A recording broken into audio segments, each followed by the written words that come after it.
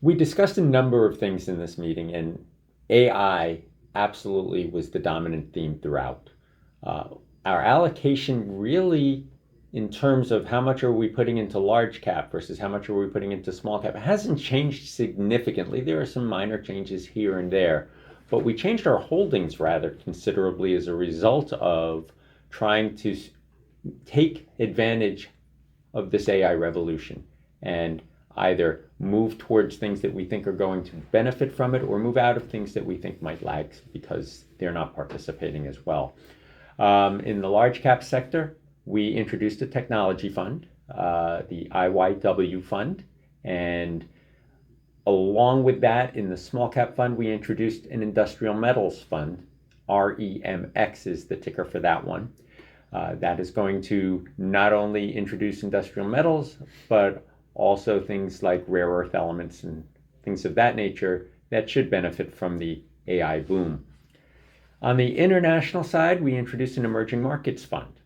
That fund is there to take advantage of the fact that a lot of the AI development for some of the chips and things of that nature are coming from many of the emerging market countries at this point.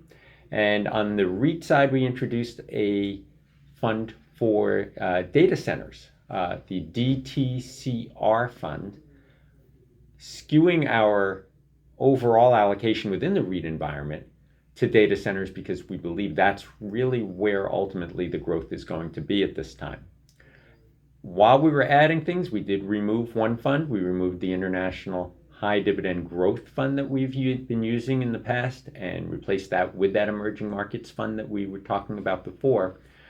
But there are certain areas of emphasis still within the portfolio that we should probably point out.